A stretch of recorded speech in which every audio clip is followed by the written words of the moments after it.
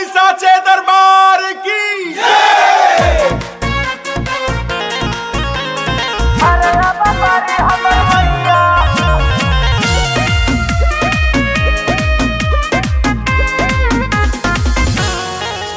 पिया जाई नहाली बाजारे घर अंगना जाता निझारे पिया जाई नहाली बाजारे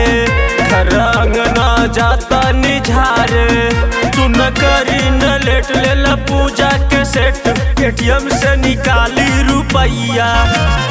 घर अवतारी हमर मैया या सैया घर अवतारी हमर मैया घर अवतारी हमर मैया या सैया घर अवतारी हमर मैया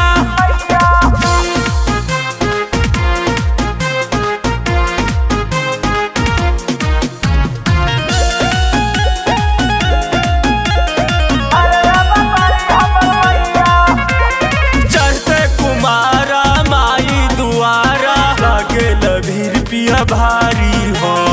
नव दिन माई के हो खेला पूजा कैले बनी तैयारी हो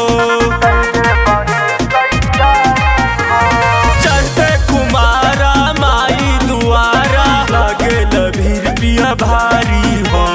नव दिन माई के हो खेला पूजा कैले बनी तैयारी हो मनी बात पिया बारी 9 दिन दिया फिर करब का कमा के रुपैया घर अवतारी हमर मैया या सैया घर अवतारी हमर मैया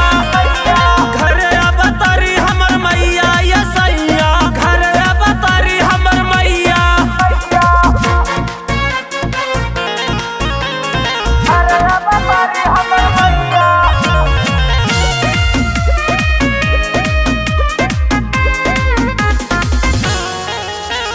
साल भर पे आवेला माई के परब काहे करीला माना हो श्रद्धा करी कलशा धरी मानेली हमर कहना हो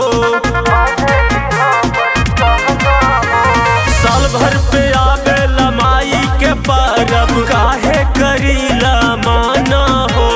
श्रद्धा करी कलशा धरी मानेली हमर कहना हो सुनी रामेश राज लेके चल साज बाज संग आवतारे